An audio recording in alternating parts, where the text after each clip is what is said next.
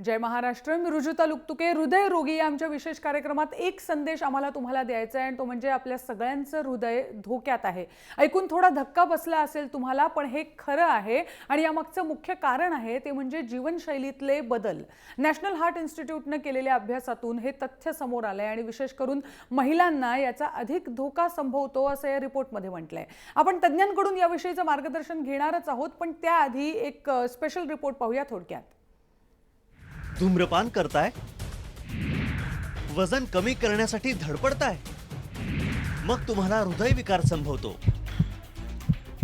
धूम्रपान तसंच धोकादायक पद्धतीनं वजन कमी केल्यास हृदयविकार आणि त्यासंबंधित आजार होण्याचा धोका अधिक असतो, असं आता समोर आलंय. नॅशनल हार्ट इन्स्टिट्यूटनं अभ्यासांती हा निष्कर्ष काढलाय. यासाठी इन्स्टिट्यूटतर्फे 1,20,444 रुग्णांचा अभ्यास करण्यात आला.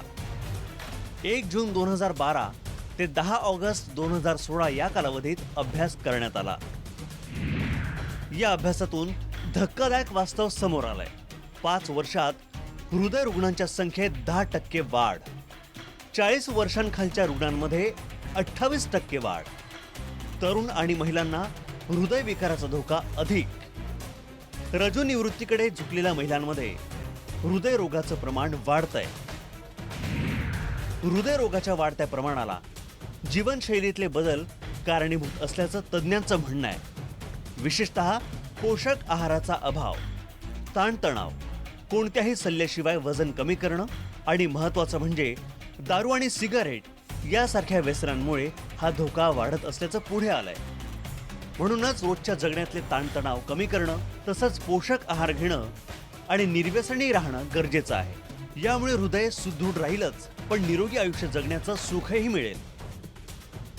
ब्युरो रिपोर्ट, जय महाराष्ट्र.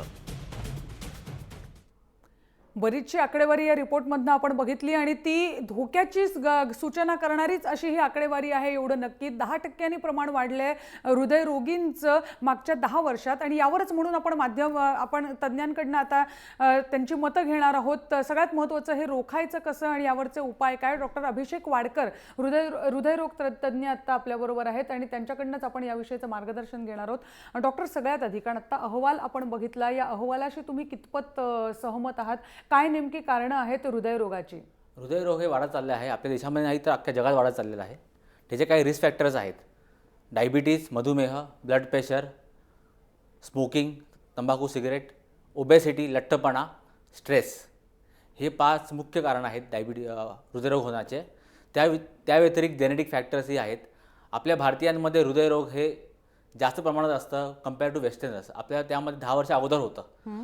आणि महिलांचं विशेष म्हणजे महिलांमध्ये हा रोग ही वाढत चालला आहे. मेनोपॉजपर्यंत महिलांमध्ये हा रोग कमी असतो, पण मेनोपॉज झाला की त्यांची संख्या जास्त वाढते. आणि स्त्रियांमध्ये आपण बघत आहोत की हल्ली स्मोकिंगचं प्रमाण खूप जास्त वाढलेलं आहे. त्यामुळे हा रोग खूप झटक्याने वाढत आहे. आणि विशेषतः जर आपण असं बघतो की चेस्ट पेन हे म्हणते की लोक लगेच घाबरतात. चेस्ट पेन कशामुळे होतं, चेस्ट पेनचं कारण काय, हे सगळे लोक शोधतात. आणि खूप वेळा पेशंट स्वतःहूनच काहीतरी गोळ्या घेतात. ते घेतात ॲसिडिटीच्या गोळ्या, डायजिन वगैरे काही घेतात. त्यांना वाटतं थोडं बरं वाटलं ते विसरतात. पण ह्याच्यामध्ये तो गोल्डन पिरियड असो फर्स्ट 2 आवर्सचा, तो लॉस होतो. कारण समजा फर्स्ट 2 आवर्समध्ये आपण पेशंटची अँजिओप्लास्टी काही केली तर हार्टला परमनंट डॅमेज आपण रोखू शकतो. हो, हे तुम्ही म्हणताय ते बरोबर आहे. आता मुद्दा हा आहे की आता अलीकडच्या काळात आपण बघतो आहोत की हृदयरोगांचं प्रमाण वाढलेलं आहे. ते नेमकं कशामुळे? म्हणजे हे जे 10% प्रमाण वाढलंय आपण आता या रिपोर्टमध्ये बघितलं, काय असे बदल अलीकडच्या आपल्या जीवनशैलीत झाले आहेत की ज्याच्यामुळे हे प्रमाण वाढताना दिसतंय? स्ट्रेस मेन कारण आहे. स्ट्रेस, ओबेसिटी, कामाचा त्रास, घरचा त्रास, स्ट्रेस. लहान लहान गोष्टी लोक स्ट्रेस घेतात. हल्ली झोपत नाही, टायमावर झोपत नाही, टायमाला उठत नाही, टायमाला जेवण करत नाहीत. या सगळ्या गोष्टीमुळे हृदयाचे संतुलन खराब होतं आणि पेशंटला लवकर हार्ट अटॅक येऊ शकतो. बरोबर. एक असतात ते क्लिनिकल उपाय असतात ज्याच्यासाठी आपण डॉक्टरांकडे जातो, पण तुम्ही जसे उपचार करत असताना सर्जिकल उपचार काय आहेत, इतर उपचार काय आहेत अशा रुग्णांसाठी? सर्जिकल उपचार आहेत, त्याला मेडिकल उपचारसुद्धा आहेत. समजा आपण एका पेशंटला हार्ट अटॅक आला असेल, त्याची आपण नेहमी एन्जिओग्राफी करतोच. आणि एन्जिओग्राफीमध्ये समजा जर पर्सेंटेज लेस दॅन 70% असेल तर पेशंटला ऑपरेशनची गरज लागत नाही, गोळ्याचं काम भागतं.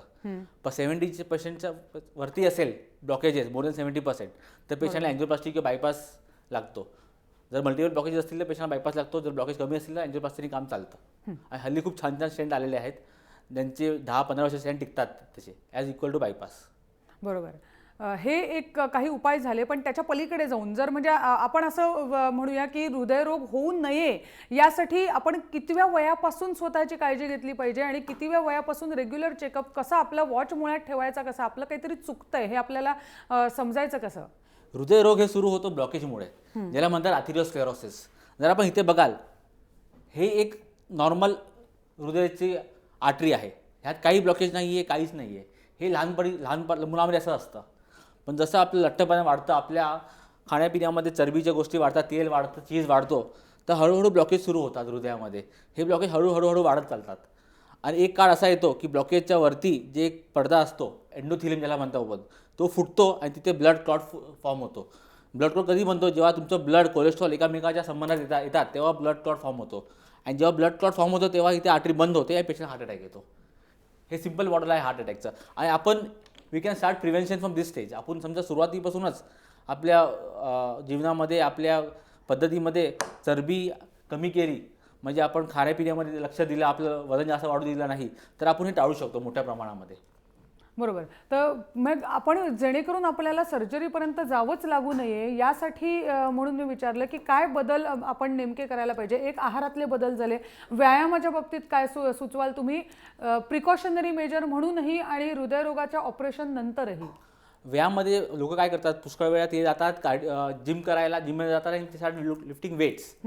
वेट लिफ्टिंगपेक्षा त्यांनी कार्डिओ जास्त भर द्यावा, कारण आपण जेव्हा कार्डिओ करतो तेव्हा आपलं ब्लड प्रेशरही कंट्रोलमध्ये राहतं, आपलं कोलेस्ट्रॉल हळूहळू कमी होतं. पण जेव्हा आपण वेट लिफ्टिंग करतो त्यावेळेस आपल्याला बीपी वाढतो, त्यामुळे आपल्याला त्रास होऊ शकतो. तर preferably they should go for cardio, treadmill, cycling, swimming हे चांगले एक्सरसाइज आहेत. एकदा पेशंटची शस्त्रक्रिया झाली आफ्टर ऑपरेशन, त्या पेशंटने ऑपरेशनच्या नंतर त्यांनी आपलं एक्सरसाइज थोडी कमी करावी. जर एक्सरसाइज करायची असेल तर त्यांनी अंडर गायडन्स करावं, स्वतःहून काय करू नये. आणि त्यातसुद्धा त्यांनी कार्डिओ जास्त भार द्यावा रादर दॅन वेट लिफ्टिंग. बरोबर. तर एक तुम्ही सर्वसाधारण कल्पना आपल्याला दिलेली आहे की बदलत्या जीवनशैलीमुळे होणारे हे रोग, पण एक या रिपोर्टमध्ये असा रिपोर्ट सांगत होता ते असं की पुरुषांपेक्षा अलीकडे महिलांमध्ये हा रोग जास्त वाढताना दिसतोय. ते मुळात खरं आहे का आणि काय आहेत त्याची कारणं? महिलांमध्ये हा रोग जास्त वाढत आहे. त्याचं हे कारण आहे की महिलांमध्ये स्मोकिंगचं प्रमाण वाढत आहे. आपण बघता कॉल सेंटर बाहेर, ऑफिसच्या बाहेर आपल्याला खूप वेळा तरुण मुली, तरुण महिला स्मोकिंग करताना दिसतात. दुसरी गोष्ट आहे त्यांचे हॉर्मोनल चेंजेस. हल्ली महिलांमध्ये मेनोपॉज लवकर होत आहे. जो प्रोटेक्टिव्ह हार्मोन असतात, इस्ट्रोजन, प्रोजेस्ट्रॉन, ते त्यांचं प्रमाण लगेच थांबत आहे. त्यामुळेही हृदयाचे रोग वाढत आहेत महिलांमध्ये. दुसरी गोष्ट आहे ओबेसिटी. महिलांमध्ये ओबेसिटी पुरुषांपेक्षा जास्त प्रमाणात असते. एकदा का बाईची डिलिव्हरी झाली तर तिचं वजन वाढतं आणि वजन कायमचं प्लसमध्ये जातं, परत कमी होत नाही. तर त्यामुळे महिलांनी आफ्टर डिलिव्हरी वेट लॉसवर थोडा लक्ष द्यावं. बरोबर. पण हे लक्ष नेमकं कशा पद्धतीने द्यायचं? कारण महिलांची तक्रार नेहमी अशी असते की त्यांना वेळच मिळत नाही आपल्याकडे लक्ष द्यायला. इतर अनेक गोष्टी त्यांना दिवसभरात करायच्या असतात. पण कोणत्या गोष्टी त्यांनी गांभीर्याने घ्यायला पाहिजेत? बघा, पूर्ण दिवस एक्सरसाइज करायची गरज नाही. फक्त even half an hour exercise केली आपण, only half an hour a day, that is also enough. जर आपल्याला एक्सरसाइज वेळ नसेल तर आपण वॉकिंग करा, लिफ्टच्या ऐवजी पायऱ्या वापरा, मुलांच्या मागे पडा, तरी तुमची चांगली एक्सरसाइज होऊन जाईल.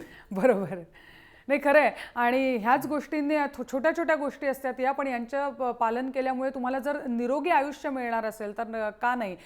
पण त्याच्या पुढे जाऊन, कारण बदलती जीवनशैली आपण म्हणतोच आहोत, पण नेमकं समजायचं कधी की धोक्याची घंटा वाजलेली आहे हे नेमकं समजायचं कधी? कारण अनेकदा असं होतं की हार्ट अटॅक आल्यानंतर आपल्याला कळतं की आपलं कुठेतरी चुकत होतं, त्याच्यापूर्वी आपल्याला कोणतीही कल्पना येत नाही. तर नेमकी ही धोक्याची घंटा वाजली आहे हे समजायचं कधी? बरोबर आहे. हार्ट अटॅक हा अचानक येतो, पण त्याच्या अगोदर खूप वेळा पेशंटला सिम्पटम्स असतात, चिन्ह असतात. पेशंटला चालताना लगेच थोडं दम लागेल, त्याला थोडं चेस्ट पेन सुरू होईल. 10 पायऱ्या चालले की त्याला थोडं दम लागेल, चेस्ट पेन सुरू होईल, त्याला चक्कर येईल. अशा काही कारणं असतात. He should always be alert of this things. दुसरी गोष्ट अशी असते की दम लागू नये. दम लागतोय पेशंटला, पहिल्यापेक्षा आपली क्षमता कमी होत आहे काम करायची, हे एक महत्त्वाचं चिन्ह आहे हार्ट प्रॉब्लेम असण्याचं. ऑफकोर्स अनिमियामुळे असं होऊ शकतं, पण आपल्याला हार्टचा पण तपास केला हवा. आणि प्रत्येक व्यक्तीने after age of 30 at least once in every 3 years त्यांनी आपलं कोलेस्ट्रॉल चेक करावा, आपलं ECG करावा.